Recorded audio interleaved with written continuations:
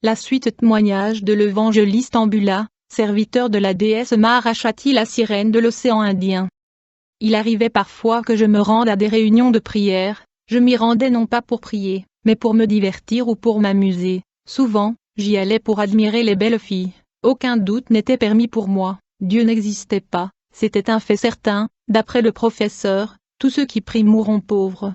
Partant de ma propre expérience, je donnais raison au professeur, je me disais que j'obtenais tout ce dont j'avais besoin, sans pour autant recourir à Dieu ni déployer d'efforts. Or la Bible déclare ceci, c'est à la sueur de ton front que tu gagneras ton pain. Genèse 3 verset 17 que celui qui ne travaille pas ne mange pas non plus, mais moi, en ce temps-là je ne connaissais pas la parole de Dieu, la Sainte Bible. Un dimanche où j'allais assister à un culte protestant, il y avait beaucoup de fidèles et les offrandes avaient beaucoup rapporté. L'idée de voler l'argent de l'offrande germa dans mon esprit. Avant même que l'on ait compté les offrandes, le tube magique m'avait révélé la somme totale, 60 miles Zahir. Je me dis que le coup en valait la peine, et qu'il fallait me procurer cet argent. Je mis l'argent dans le tube magique pour ne pas le perdre de vue. Un objet mis sous le contrôle du tube magique ne peut jamais être perdu de vue, quels que soient les itinéraires empruntés par la personne qui le possède. Je comptais m'emparer de cet argent à la fin culte. Je sortis de l'église pour mieux me concentrer, et pour déclencher le procédé me permettant d'obtenir l'argent, après avoir tracé le cercle magique, selon les instructions de mon professeur, je fis les 50 pas réglementaires, et je me mis à réciter certaines incantations magiques appropriées. Après avoir fait tout cela avec la précision et la finesse voulues, je commandai à l'argent de venir dans mon sac. C'est une façon de parler, car en réalité c'est plutôt aux esprits servants que j'avais donné l'ordre de m'amener l'argent. Après un bref coup d'œil dans le sac, je m'aperçus que ce dernier ne contenait pas l'argent. Je me dis l'erreur est humaine, je m'étais peut-être trompé, ou j'avais oublié de dire certaines phrases importantes. Il fallait recommencer, je répétai 21 fois la même opération, mais sans succès. Quel fut mon étonnement de constater pareille chose, pour la première fois de ma vie. Une folle angoisse s'empara de moi, en mon fort intérieur. Je me dis que peut-être j'avais fauté quelque part, et que c'était pour cela que les esprits ne m'obéissaient plus. Mes chers frères et sœurs en Christ, mon angoisse était justifiée, car dans ce genre de choses l'échec n'est pas tolérable, surtout que notre maison ou loge mystique traitait avec la déesse de l'océan Indien. Pour en avoir le cœur net, je me dis qu'il était bon d'informer le professeur. Je téléphonai avec précipitation au professeur et le mis au courant de toute la situation. Alors que je m'attendais à une réprimande de la part du professeur, ce dernier, comme s'il ne voulait pas exprimer son idée à fond, me déconseilla de continuer l'opération et il insista. En réalité cette interdiction ne me plut pas, mais il ne calma pas ma curiosité pour autant. Je voulais savoir pourquoi le professeur m'interdisait de continuer l'opération, alors que je l'avais tenté 21 fois sans succès. Pour toute réponse le professeur me dit, cet argent ne peut venir et ne viendra jamais puisqu'il est béni. L'argent béni ne peut pas venir, il continua. Toutefois si tu as besoin d'argent, tu peux tenter cette méthode auprès des banques et des magasins, mais pas dans les églises, mais bien aimé dans le Seigneur Jésus. Notre Seigneur nous recommande de ne pas nous amasser des trésors sur la terre, où la teigne et la rouille détruisent, et où les voleurs percent et dérobent. Il nous conseille plutôt d'amasser nos trésors dans le ciel. Matthieu 6,19-20. Cette réponse du professeur éveilla en moi une crainte et un grand doute. Je voulus lui poser plusieurs questions, entre autres pourquoi l'argent béni ne pouvait pas répondre à notre appel? Pourquoi m'interdire de poursuivre l'opération? Avait-il peur lui aussi de quelqu'un ou de quelque chose? Pour que le professeur ne se rende pas compte de ma peur, je ne lui posai aucune de ces questions. Il n'empêche que cet incident me fit très mal au cœur. Je me sentis frustré qu'il y ait une puissance au-dessus de la nôtre.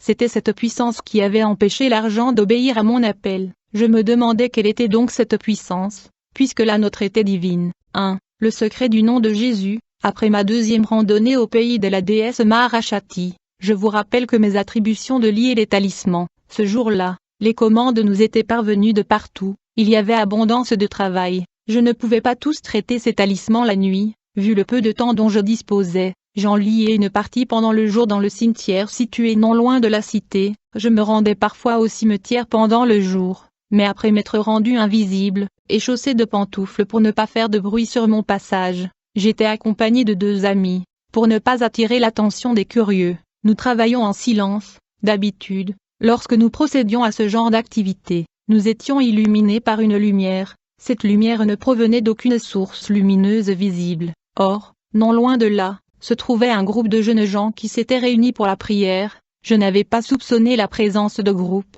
du fait qu'ils se trouvaient un peu à l'écart, dans une maison. À un certain moment de leur prière, un jeune avait haussé la voix et dit: « Je prends autorité sur toute emprise de Satan en ce lieu, je brise toutes les chaînes du diable, et je proclame la délivrance en ce lieu au nom de Jésus. » Juste après ces paroles, la lumière qui nous éclairait disparut. Je ne fis aucun rapport entre la disparition de notre lumière et la déclaration du jeune garçon. Quelques minutes plus tard, environ 5 minutes, la lumière reparut. J'oubliai cet incident, et je me replongeai dans ma tâche. Néanmoins, par mesure de prudence, à l'aide du tube magique, j'explorai les environs dans le but de découvrir un imposteur éventuel, mais cette inspection s'avéra sans résultat, car à part le groupe d'enfants qui priaient, le tube magique ne décela rien d'autre. Quelques instants après, poussé par je ne savais quelle force, le même jeune garçon éleva la voix pour la seconde fois et dit: « Vous, œuvre satanique, vous esprit des ténèbres, je vous donne l'ordre de quitter ce lieu et de vous en aller dans l'abîme réservé pour vous depuis le temps, au nom de Jésus-Christ. » Tout comme pour la première fois, notre lumière s'était éteinte, cette fois pour de bon. Après avoir longuement attendu, je me dis qu'il était préférable de neutraliser ce groupe de jeunes gens en prière, et que c'était peut-être d'eux que provenaient ces disparitions de notre lumière, car un deuxième examen par le tube magique n'avait révélé que ce groupe dans les parages. Je vous fais remarquer qu'avant de me décider à maîtriser ces jeunes garçons en prière, je fouillais à l'aide du tube magique chacun des participants, dans le but de déceler une force ou une puissance quelconque, mais mon examen s'avéra nul. C'était seulement par mesure de prudence que je voulais maîtriser ces jeunes gens. Je voulais seulement les endormir et non leur causer du tort. Après tout, ils n'étaient que des enfants. Muni de mon tube magique, je m'approchai du groupe. Il y avait un banc qui traînait par là. Je m'y assis afin de me concentrer pour entamer la prière de l'hypnose magique. Les amis avec lesquels je travaillais s'étaient aperçus de mon absence prolongée et s'étaient mis à ma recherche. Ils me trouvèrent écroulé sur le banc, les jambes écartées et pendanges jetées à terre, le tube magique gisant au sol, non loin de ma main droite. Je dormais profondément en ronflant. Mes amis me réveillèrent et m'expliquèrent l'état dans lequel ils m'avaient trouvé. Le récit de mes amis m'incita à une réflexion sérieuse. La question qui me tourmentait le plus était celle de savoir avec quelle puissance ces petits enfants m'avaient endormi. Moi je ne leur voulais aucun mal, sinon les endormir, le temps de terminer tranquillement mon travail. Comment avaient-ils détecté mes intentions et agi aussi rapidement, sans que je puisse me défendre? Ils devaient donc détenir une puissance plus grande et plus efficace que la nôtre. Si quelqu'un m'avait poignardé, alors que j'étais allongé sans connaissance, je serais mort comme n'importe qui du commun des mortels. Moi, Monsieur Ambula, serviteur de la déesse Maharashati, diplômé de haute magie indienne, dépositaire du pouvoir divin du grand Ashanti, étendu sur un banc sans connaissance. Les paroles du professeur me revinrent à l'esprit: tu seras protégé contre tout ennemi tant visible qu'invisible. Le groupe des jeunes gens avait terminé leur prière et était parti depuis longtemps de l'endroit où ils se trouvaient. Il n'y avait plus moyen de les atteindre pour leur poser quelques questions. Ce fut à ce moment-là seulement que je réalisai que c'était suite à la prière du jeune garçon que nos lumières avaient disparu. Le doute qui avait pris naissance dans mon esprit se concrétisa petit à petit. Malgré les affirmations du professeur, notre puissance n'était pas la plus grande. Au-dessus d'elle il y avait une autre puissance plus grande. C'était elle que possédait le groupe de jeunes gens dont l'un m'avait ridiculisé. Que dit la Bible à ce propos? Vous petits enfants, vous êtes de Dieu, et vous les avez vaincus, parce que celui qui est en vous est plus grand que celui qui est dans le monde. Et encore, par la bouche des enfants et de ceux qui sont à la mamelle, tu as fondé ta gloire pour confondre tes adversaires, pour imposer le silence à l'ennemi et au vindicatif. Psaume 8,3, 2, la fuite des Phébus. Un autre jour 3 étudiants de l'université de Kisangani ont dû recourir à certaines notions élémentaires de la magie afin de réussir aux examens. Ils achetèrent des cigarettes Zahir légères, et les trempèrent dans un parfum soudan, et ils les séchèrent au soleil pour les fumer à minuit. Alors dit-ils partirent nus au croisement des chemins pour rencontrer des esprits. Il était minuit passé, je me rendais au cimetière comme d'habitude pour me restaurer et me divertir. D'habitude les personnes qui pratiquent ces choses se rendent invisibles. Souvent, pendant le jour lorsque je me rendais au cimetière je me rendais invisible. Mais la nuit je ne voyais vraiment pas la nécessité de le faire, seulement s'il y avait des personnes à l'entrée. Je disparaissais ou je patientais jusqu'à leur départ et j'entrais. Ce jour-là je croisai les 3 étudiants à la bifurcation. La vue de ces jeunes gens à cette heure de la nuit et dans un tel endroit me fit sourire. Je m'approchai d'eux et leur demandai pour plaisanter: s'ils n'avaient pas peur de se promener à une heure aussi tardive de la nuit. Les jeunes gens peu coopératifs me firent cette réponse: vieux, s'il est réellement question d'avoir peur, c'est toi qui devrais en principe avoir plus peur que nous, du fait que tu es seul. Nous, on est 3. Je ne pouvais pas leur dire que je n'étais pas seul, et qu'il y avait avec moi toute une légion d'esprits servants pour me protéger. Alors j'ai continué ma route vers le cimetière en leur souhaitant bonne chance dans leur entreprise. Un peu plus loin, toujours sur ma route, j'ai croisé 3 êtres immondes, 3 monstres d'une laideur parfaite. Les mots me manquent pour vous décrire la forme ou l'aspect qu'avaient ces esprits. Je ne peux les comparer à aucune créature de notre monde, du fait que les éléments de comparaison me manquent. La vue de ces êtres immondes donne la nausée. À la vue de ces esprits, une peur m'envahit et je voulus fuir, oui. Je voulus fuir car malgré tout le temps que j'avais passé dans la magie, je n'avais jamais vu d'esprit aussi moche, vilain et répugnant. Mais me rappelant que j'étais détenteur de la protection divine d'Ashanti, j'ai changé de dimension, j'ai utilisé une capacité acquise par mes pratiques de spiritisme, celle de devenir un esprit supérieur. Chers frères et sœurs en Christ, je vous rappelle que j'avais dépassé le stade de la magie ordinaire. Mon initiateur me considérait comme son fils, et m'avait ainsi transmis beaucoup des connaissances qu'il détenait. Ces connaissances en principe exigent des sacrifices humains, mais pour mon cas précis je les recevais gratuitement de mon professeur le prêtre polonais. C'est ainsi qu'après la magie ordinaire j'ai fait de l'occultisme, du spiritisme et enfin de la haute magie. J'étais le seul diplômé au service de la déesse pour toute la région de l'Est du Zaïre. Après avoir changé de dimension, je devenais capable d'imposer ma volonté à des esprits inférieurs tels que ceux qui se trouvaient en ma présence. Je m'approchais d'eux et leur barrais le passage. Je voulais savoir qui ils étaient et où ils allaient,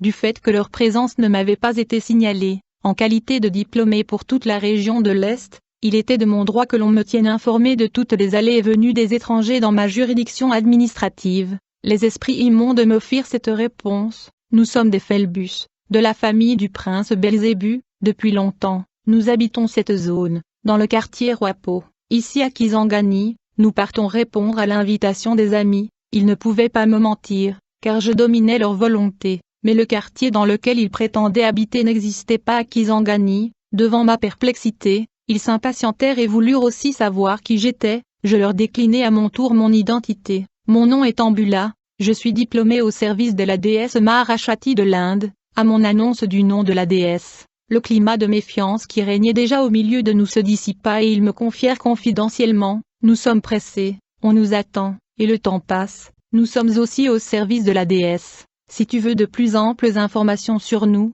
téléphone-nous demain à minuit à ce numéro, 0001. Ciao. J'interrompis mon envoûtement, en d'autres termes je les libérai et ils s'en allèrent. Peu après leur départ, je me souvins des 3 étudiants qui semblaient attendre la visite de quelques esprits. J'établis une relation entre ces 3 étudiants et les esprits immondes. Je décidai de vérifier si mon intuition était juste. D'ailleurs, je n'avais rien à perdre. Les Phelbus se dirigeaient dans la direction où se trouvaient les 3 étudiants. Lorsque ces esprits arrivèrent dans le champ visuel des 3 étudiants, ces derniers n'eurent pas le courage de faire face aux Phelbus et ils s'enfuirent. Je ne les condamne pas d'avoir fui. En tout cas les Phelbus sont ignobles et laids. Personne ne peut supporter de les regarder ou de s'approcher d'eux, sans éprouver un grand effroi. D'ailleurs c'est comme s'ils répandaient la terreur sur leur passage. La preuve était que moi-même, si je n'avais pas des capacités surnaturelles j'aurais fait comme eux. Alors pendant que ces 3 étudiants fuyaient ces démons, l'un de ces 3 étudiants en fuite trébucha et tomba. Se sachant perdu, il fit cette prière: Seigneur Jésus, je reconnais avoir péché contre toi, pardonne mon péché, toi le miséricordieux. Sauve-moi. Sois ma lumière et ma force. À la suite de cette courte prière, il se produisit quelque chose d'extraordinaire. Les Phelbus, venus d'une seule direction, s'enfuirent chacun pour soi, dans 3 directions différentes. Je ne compris pas pourquoi ces êtres immondes s'enfuyaient ainsi. Je les interpellai pour leur dire de ne pas avoir peur de ces enfants. Je leur criai: ce ne sont que des enfants, mais aucun d'entre eux ne m'entendit ou ne voulut m'entendre. Alors je continuai à crier, tout en courant derrière eux: ce ne sont que des enfants. Ils ne sont rien. Ils sont inoffensifs. Ils entendaient très bien mes paroles, mais aucun d'entre eux ne s'arrêta. Leur fuite excita encore davantage ma curiosité. Pour la seconde fois, je changeai de dimension, et parvins à neutraliser l'un des 3 fuyards. Je l'obligeai à m'expliquer la raison de leur conduite subite. Il tenta sans succès de fuir à plusieurs reprises, puis m'expliqua ceci: à contre-cœur, nous venions répondre à l'invocation de ces 3 étudiants que tu as vus nous attendre. Lorsqu'ils nous ont aperçus, ils ont pris la fuite. Alors nous nous sommes fâchés, parce qu'ils nous avaient dérangés pour rien. Nous nous apprêtions à les punir quand l'un d'eux était tombé. Il se mit à appeler quelqu'un à son secours. La personne qui l'appelait n'aime pas que l'on touche à ses protégés. Du fait que cet étudiant avait fait appel à son secours, nous savions qu'il allait se manifester. Et avant qu'il se pointe, on a décidé de prendre fuite, car s'il nous attrapait, il nous aurait précipités dans le gouffre sans fond qui est un abîme de l'obscurité. Alors comment pouvons-nous vivre dans ce genre d'endroit? C'est ça la raison de notre fuite précipitée. D'un côté c'est de notre faute, nous aurions dû savoir si ces personnes collaboraient avec l'autre maître, mais nous sommes quand même venus, et maintenant voici la conséquence. En tout cas si nous avions su qu'ils collaboraient l'autre maître, nous ne serions pas venus. Je remarque qu'au moment où le jeune étudiant avait fait sa prière je ne l'avais pas entendu du fait que j'étais un peu à l'écart. Après ce recite de ce démon, je l'interrogeai pour savoir qui était celui dont le seul l'étudiant avait appelé au secours. Je voulais savoir comment un nom prononcé par un étudiant avait fait fuir ce démon Phébus dont j'avais moi-même eu peur. Alors j'ai demandé au démon Phébus, quel est le nom de cette personne que l'étudiante avait fait appel? Ce démon me répondit, son nom est le roi de tous les esprits, son nom Jésus-Christ. Le Phébus paraissait très mal à l'aise et très fatigué en prononçant le nom de Jésus. Il voulait se sauver au plus vite de l'endroit où nous nous trouvions. Je le relâchai et il s'en alla tout malheureux. Aucun doute n'était plus possible pour moi. La puissance de Jésus surpassait toute autre puissance. Sinon, comment expliquer qu'un nom prononcé tard dans la nuit par un profane puisse mettre en fuite des monstres dont la seule vue incite à la réflexion? 2 de ces 3 étudiants devinrent fous. Ils ne se présentèrent même pas aux examens. La parole de Dieu dit bien, alors quiconque invoquera le nom du Seigneur sera sauvé. Acte 2 verset 21. 3. La chanson des pigeons sauvages. Si des magiciens lisent mon témoignage, la plupart découvriront des faits qui dépasseront leur entendement. Dieu a permis que ces choses soient connues afin que certains ne disent pas que Dieu ne pardonnera jamais. Non. Dieu est miséricordieux, et il attend que tu suives mon exemple, que tu te repentes, toi, pécheur, que tu te convertisses, et que tu acceptes pour toute ta vie le Seigneur Jésus comme seul sauveur, afin que tu sois sauvé. Dans le cadre de nos travaux de recherche dans l'occultisme, le professeur nous avait commandé d'acheter des chats dont le pelage était soit blanc sans tache, soit noir sans tache aussi. Nous immolions ces chats et nous prélevions certains de leurs membres, qui pouvaient nous servir pour la composition de certaines substances nécessaires au renforcement de nos pouvoirs magiques. Nous nous servions du liquide contenu dans les yeux des chats pour composer un ingrédient qui, consommé, nous donnait la possibilité de comprendre le langage des animaux. Nous étions capables de comprendre comment les poules pouvaient injurier les femmes qui les chassaient quand elles voulaient balayer la cour, ou quand elles becquetaient les graines exposées au soleil. De telles scènes étaient nombreuses. Les gens nous voyaient parfois rire sans raison apparente et nous traitaient de fous ou de fumeurs de chanvre, alors qu'en réalité nous étions témoins d'un fait comique. Toutefois, il nous était catégoriquement interdit de dévoiler aux profanes le secret de nos rires, sous peine de devenir fous. Non seulement le secret de nos rires, mais aussi rien de ce qui se déroulait ne devait être révélé aux profanes. Il est dit dans la Kabbale, celui qui ose faire ces choses doit se taire. Nous avions l'habitude de nous retirer chaque année dans des lieux calmes pour étudier les phénomènes de la Terre, dans le but de prévoir les événements présents. Nous nous servions des faits passés pour sonder l'avenir. En les comparant à certains événements, nous expédions les résultats de nos travaux à différentes maisons européennes, qui les utilisaient dans leur rubrique horoscope. Toujours dans le même ordre d'idées, et poussé par la curiosité, j'avais calculé mon propre signe astrologique, communément appelé horoscope. Aidé par le professeur, mes calculs avaient donné que je mourrais à l'âge de 97 ans. Nous avions poussé les calculs pour savoir ce que deviendrait mon âme après ma mort. La réponse était qu'après ma mort, mon âme ira au cimetière de l'université de Kisangani, et qu'elle travaillera au secrétariat situé au 2e niveau. J'étais sûr de moi et j'étais content du fait que je serais dans ma ville natale, contrairement à mes amis, dont les calculs avaient donné que leurs âmes reposeraient, après leur mort, dans des cimetières parisiens ou londoniens. Le moment de faire nos recherches arriva. Après avoir terminé les préparatifs, nous partîmes, le professeur, 2 de mes amis et moi, à la recherche d'un endroit calme pour nos travaux de recherche. Nous arrivâmes au-dessous d'un grand arbre appelé en langue swahili, Itum. Il faisait très chaud ce jour-là, et la marche nous avait fatigués. Nous nous arrêtâmes sous l'ombrage de cet arbre pour nous reposer. Le sommeil nous saisit, car nous avions décidé de nous reposer avant de commencer les travaux. Alors que nous nous apprêtions à débuter nos travaux, nous entendîmes au-dessus de nos têtes une chorale qui interprétait une belle mélodie. Tout le monde resta calme pour admirer la beauté de la chanson. Son contenu était le suivant: nous sommes bien, nous nous nourrissons sans peine, nous nous déplaçons avec aisance, nous vivons dans le calme et la paix, à l'ombre des grands arbres. À qui revient le mérite? Que tous les mérites reviennent à Dieu, notre Créateur. À qui? À Dieu, seul Créateur du ciel et de la terre, à lui la louange, l'honneur et la gloire à tout jamais. Comparez ce cantique au cantique de Moïse, Apocalyptique, 15,34. Nos regards convergèrent tous vers l'endroit d'où provenait la mélodie qui nous avait charmés. Un soupir d'étonnement s'échappa de nos quatre poitrines quand nous découvrîmes la provenance de ces voix. Perches sur une branche, 7 pigeons sauvages étaient les auteurs de ce beau texte. Psaume 152.6. Ce qui m'avait le plus étonné n'était pas que les pigeons puissent chanter, mais plutôt le contenu de leurs chansons. Chers frères et sœurs en Christ, Dieu parle de différentes manières, mais, du fait que j'étais aveuglé, je ne pus pas voir la main de Dieu derrière les paroles prononcées par ces oiseaux. Pourtant, ce jour-là, je me désintéressais de la magie. Quelque chose en moi m'incitait à réfléchir. Comment les animaux, les oiseaux connaissent-ils l'existence d'un Dieu créateur qu'il faut honorer, alors que moi qui suis un homme je ne sais pas le faire?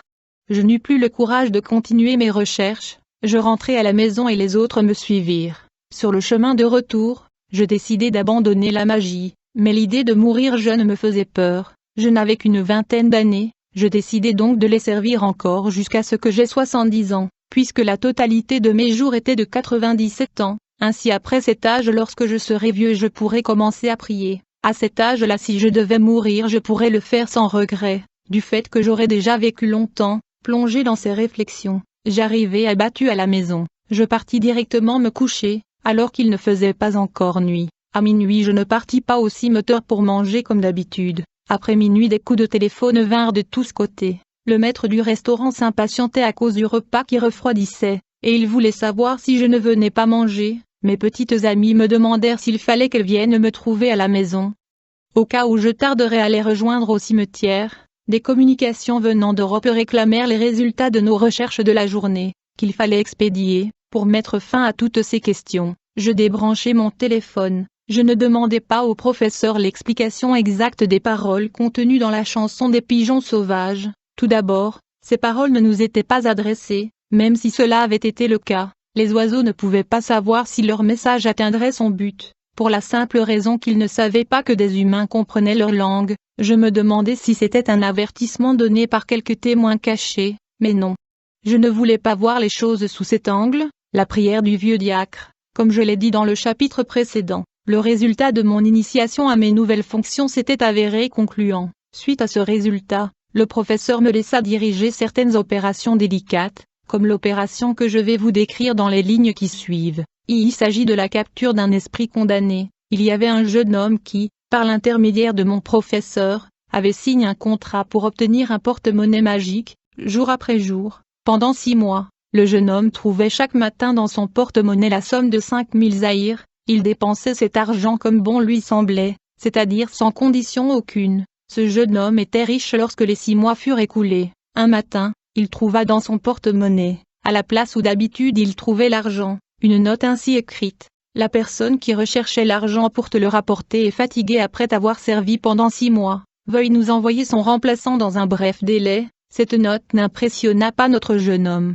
Il s'attendait à cette situation et s'était préparé en conséquence. Il s'y attendait, car lorsqu'il avait signé le contrat, tout lui avait été décrit en détail. Après lecture de la note, il partit voir le professeur. Ce dernier le mit en rapport avec moi, nouveau diplômé de la région et serviteur de la déesse. Je convoquai le jeune homme pour faire connaissance avec lui et pour une prise de contact. Lorsque le jeune homme vint, je sortis les documents qu'il avait donnés lors de son adhésion. Ces documents comportaient les noms des différents membres de sa famille, en commençant par son père jusqu'au cadet de la famille. La première convocation avait pour but de demander au jeune homme de choisir un nom sur la liste en notre possession, ainsi que la cause de décès qui convenait le mieux pour sa victime. Parmi toutes les causes possibles, voici le dialogue qui s'ensuivit. Sur quel nom ton choix est-il tombé? Sur mon père? Pourquoi ton père? Qui d'autre voulez-vous que je sacrifie? Mon père est le plus âgé de toute la famille. Plutôt que de sacrifier quelqu'un qui n'a pas encore connu la vie, je préfère que ce soit mon père qui meure. J'ai comme principe que les plus âgés cèdent la place aux jeunes. Moi en tout cas, tu te défends bien. Bon. Maintenant, Tu vas choisir parmi ces différentes causes d'essai que je vais t'énumérer, celle qui convient le mieux dans le cas de ton père. Voici la liste: mort par brûlure, mort par accident, mort par noyade, mort par affaiblissement d'une maladie, mort à la suite d'une bagarre, mort pendant le sommeil. Avant de répondre, le jeune homme réfléchit. Si j'opte pour une mort à la suite d'une maladie, peut-être que, lors de sa maladie, certains sorciers de la famille pourront voir que c'est moi qui suis la cause du décès de mon père. Non. Cette mort ne convient pas. Si j'opte pour une mort par suite d'un accident, le corps de mon père ne pourra peut-être pas être exposé lors du deuil. Son corps pourrait subir des dégâts, être abîmé ou écrasé, de telle sorte que son exposition ne soit plus possible. Non. Pas de mort par accident. S'il mourait à la suite d'une bagarre, cela impliquera des conflits éternels entre ma famille et celle de la personne qui se bagarrera avec lui. Non. En tout cas, pas cette mort. Alors, moi je veux que mon père meure dans son sommeil. Je pris note des deux réponses données par le jeune homme, à savoir qu'il sacrifiait son père et qu'il voulait qu'on le trouve un jour mort dans son lit. Pour moi, son raisonnement était correct. Il faut que les vieux cèdent de la place aux jeunes. Je le congédiai et pris rendez-vous avec lui pour le lendemain à 10 heures, pour la grande opération de capture en question. L'opération consistait à envoyer des esprits servants, et d'autres esprits déterminés chercher et ramener l'esprit de la victime, afin que ce dernier voie celui qui l'a fait convoquer, et accepte devant les témoins de signer un contrat pour servir la personne qui l'a fait convoquer. En d'autres termes, la personne devait venir signer le contrat de sa propre mort. C'était ma première opération de ce genre. Je mis de l'eau dans un bassin, à l'intérieur duquel je déposai un miroir magique. Tout autour du bassin, je disposais des livres de prière magiques. La salle était pleine des esprits errants et servants, qui étaient là pour la circonstance. À 10 heures précises, le jeune homme arriva. Je lui offris une place et il s'assit. J'étais capable de reporter l'opération ou de l'interrompre si je le voulais, car c'était moi qui commandais les opérations. Après quelques minutes de concentration, je me mis à invoquer les esprits à haute voix. Je dis: j'invoque les 8 esprits soumis aux 8 sous-princes. Je veux que vous me rameniez l'esprit de cette personne, nom de la personne, pour qu'elle accepte devant vous de travailler pour celui qui l'a désigné. Après cette invocation, je citai les noms des 8 sous-princes en question, puis je regardai dans le miroir pour voir l'esprit de la personne en question venir répondre à mon appel. Il se produisit alors sous nos yeux un événement qui dépassa notre entendement. Alors que je fixais des yeux le miroir placé dans l'eau, je vis apparaître un morceau de bois de la dimension d'un petit doigt. Peu un autre bout de bois apparut. Les deux morceaux de bois s'étaient unis pour former une croix. À l'intersection de ces deux morceaux de bois se mit à couler une substance liquide de couleur rouge comme du sang. Cette substance, en se diluant dans l'eau, rendit toute exploration du miroir impossible. Tous les esprits errants s'enfuirent à la vue de ce phénomène. Je jetai le liquide rouge qui se trouvait dans le bassin. Je remis à la place de l'eau propre, et replaçai le miroir dans le bassin. Il fallait donc recommencer l'opération avec d'autres données. Je doublai la puissance de la prière magique et prononçai ces paroles: moi je vous invoque, vous les 8 esprits sous-princes, car les 8 esprits qui vous sont soumis ne sont pas efficaces. Je vous somme, par le nom ineffable, de me ramener l'esprit de cet homme, afin qu'il vienne signer le contrat en votre présence. Je citai les noms de ces 8 esprits sous-princes, ainsi que le nom de la victime. Après cela, je regardai intensément dans le miroir à travers l'eau du bassin. Cette fois, j'étais sûr de voir apparaître l'esprit du père du jeune homme qui se tenait à côté de moi. Au lieu de cela, je vis dans le miroir une grande étendue d'eau. Je scrutai le miroir pour essayer de distinguer le fond de cette étendue d'eau, mais mes efforts furent vains. L'étendue d'eau était sans fond. Cette profondeur rendait toute exploration impossible.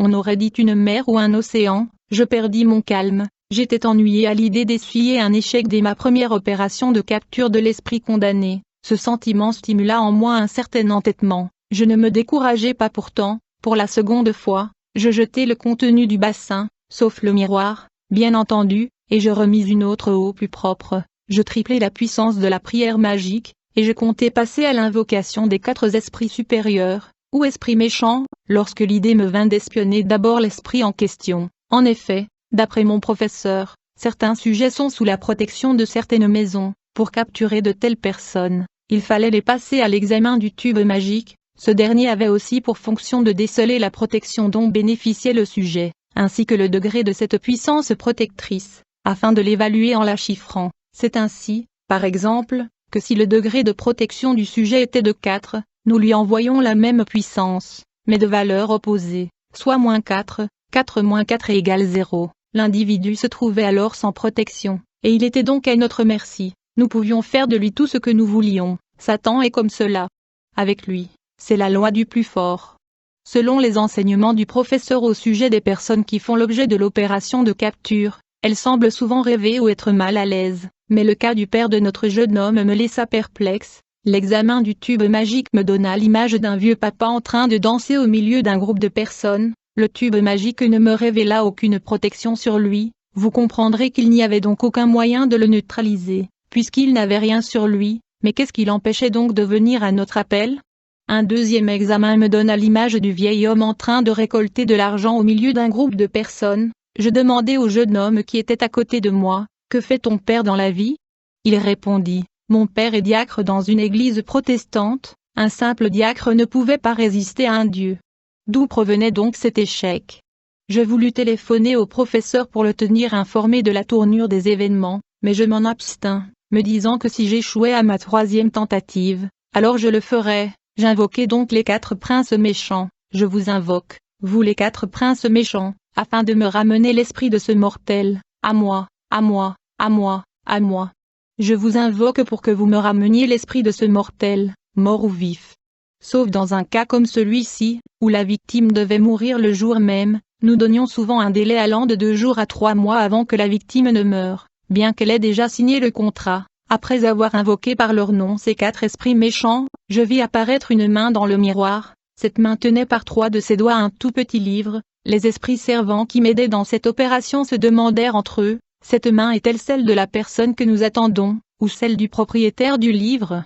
Le petit livre en question était un Nouveau Testament, version Louis II. Lorsque les esprits servants remarquèrent que le petit livre était un Nouveau Testament, ils s'enfuirent tous en me disant que le propriétaire de ce livre était toujours dans sa parole. Ils s'enfuirent tous, me laissant avec le jeune homme. Ce dernier ne voyait pas les esprits, du fait qu'aucun esprit n'était resté avec moi. Il était pratiquement impossible de continuer l'opération, c'était un échec cuisant, et il fallait prévenir le professeur, voir Romains 8,31-37. Le jeune homme était toujours présent et avait suivi toute la scène. L'opération de capture de son père était un échec cuisant. La seule et unique possibilité qui restait à faire dans un pareil cas était de choisir une autre personne de la liste, mais en partageant en 2 parties les années qui restaient à vivre au client. La première partie devait appartenir au client, et la deuxième à la maison. C'est ce que j'expliquais au jeune homme. Tu sais que tu devras vivre 94 ans, nous allons soustraire ton âge actuel du nombre de tes années, et nous diviserons la différence par 2. Tu dois donc vivre encore pendant 36 ans et 6 mois, puisque tu as 21 ans. Première moitié sera pour toi, et la seconde partie pour nous, après quoi tu pourras aller te reposer pour de bon. Toutefois, avant de procéder au partage des années, je me fixe encore un délai de 3 jours pour essayer de capturer l'esprit de ton père. Si je réussis, tu vivras, mais, dans le cas contraire, nous exécuterons le plan que je viens de te décrire. Puisque tu es encore présent, tu peux signer d'avance le contrat, pour prouver que tu es d'accord avec le partage des années. Le jeune homme signa pour approuver sa propre mort dans 36 ans et 6 mois. Dans le cas où j'échouerais, la situation de ce jeune homme m'avait beaucoup peiné. À mon avis, il était normal que le vieux diacre meure à la place de son fils, parce que le vieux avait fait son temps, alors que le jeune avait toute la vie devant lui. Je promis au jeune homme de faire tout ce qui était en mon pouvoir pour le sauver. Je savais d'avance que la maison n'attendrait pas pendant 36 ans pour appeler premier jeune homme. Je le savais. La nuit, avant d'aller au cimetière, je me rendis invisible,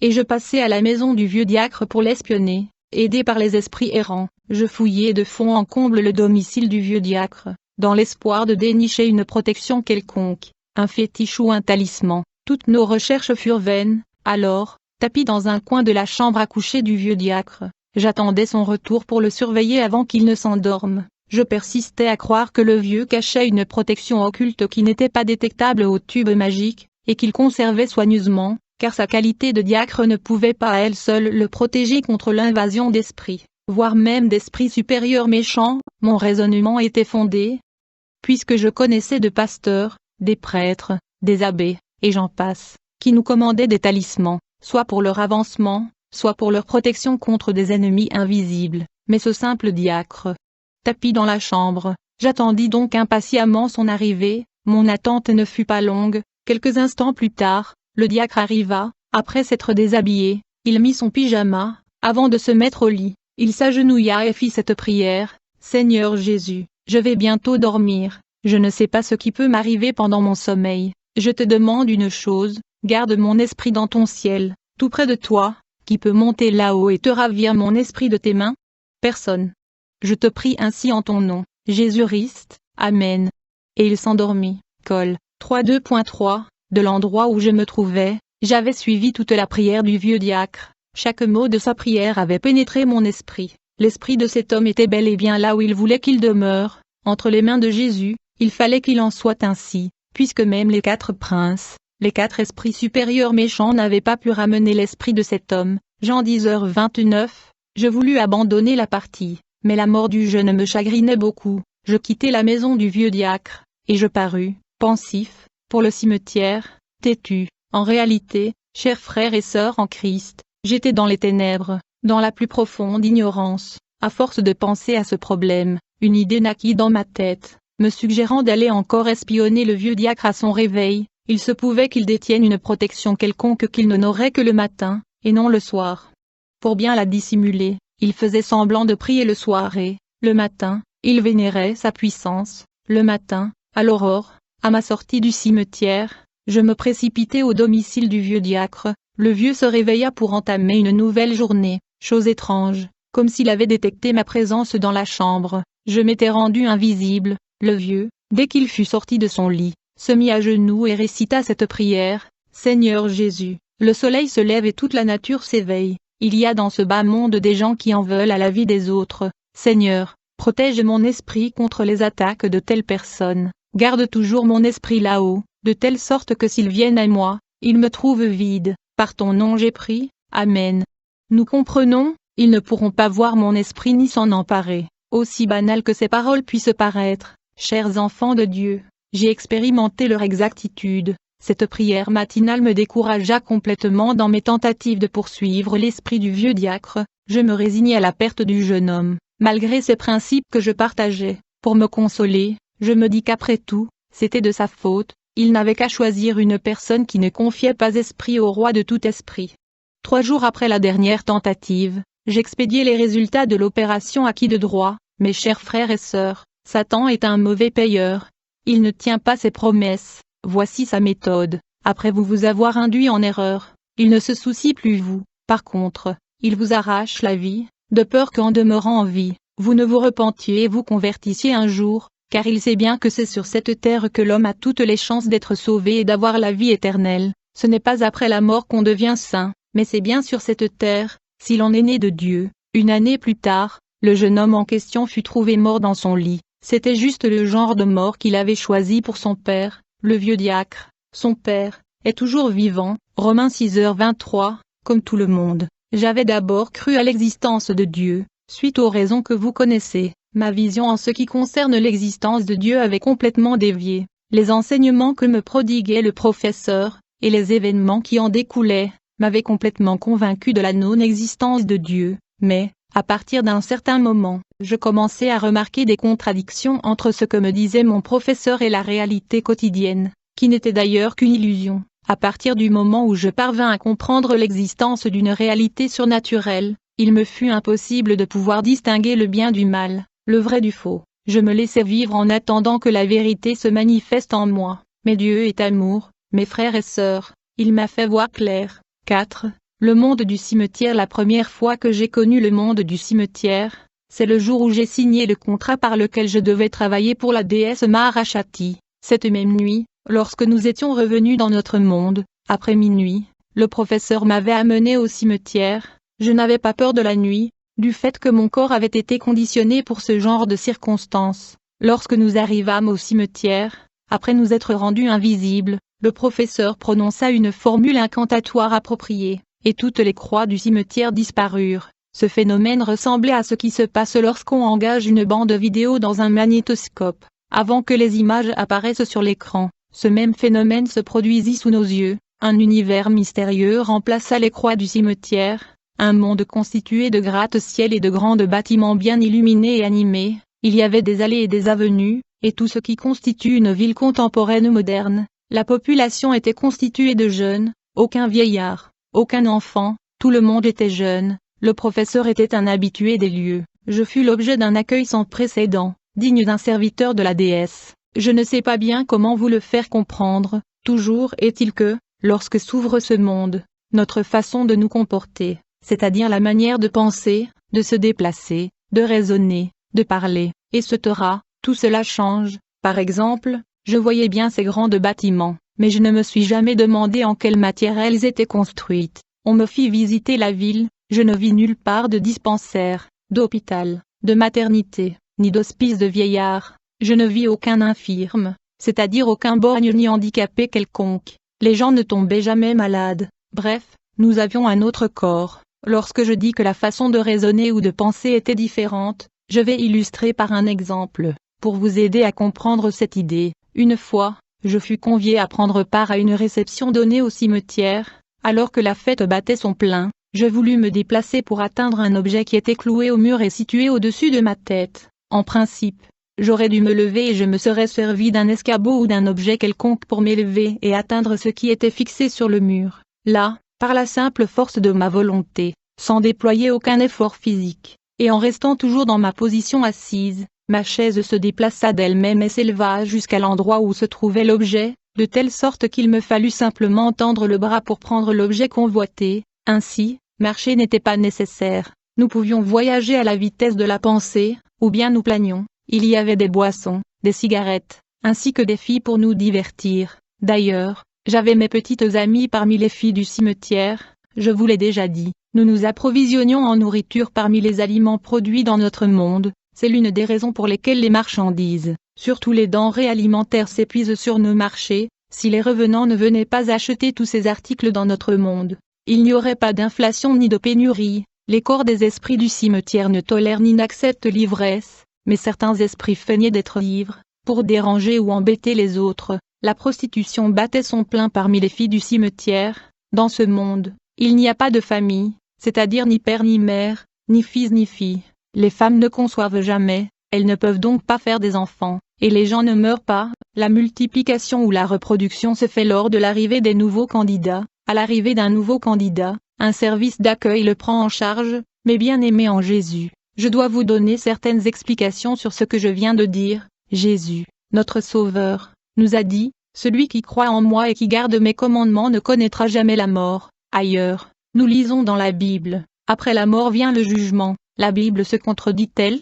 Non, mes bien-aimés, loin de moi une telle pensée. La Bible nous parle toujours de l'existence de ciel, lieu où habite Dieu, du paradis, lieu où se reposent ceux qui méritent le ciel, Luc 23h43, de l'enfer, et de l'abîme. Si vous lisez bien la Bible, vous comprendrez ces choses. Lorsque quelqu'un meurt, s'il doit aller au ciel, son esprit va directement au paradis, dans un lieu bien déterminé, différent du ciel où se trouve Dieu. Mais si le défunt est candidat à l'enfer, son esprit plane au-dessus de son cercueil, jusqu'à ce qu'on l'enterre. Avant qu'il ne soit enterré, certains magiciens peuvent parler avec cet esprit qui plane au-dessus du cercueil en se servant d'un miroir, ou d'eau prise dans le tourbillon d'une rivière, ou encore d'un certain parfum. Il faut noter que ce sont ceux qui meurent prématurément avant leur temps qui se retrouvent comme esprits servants dans ce monde. De leur vivant, ils n'avaient jamais supposé l'existence de ce monde dans lequel ils se retrouvent subitement. Un monde apparemment bien meilleur que celui qu'ils viennent de quitter.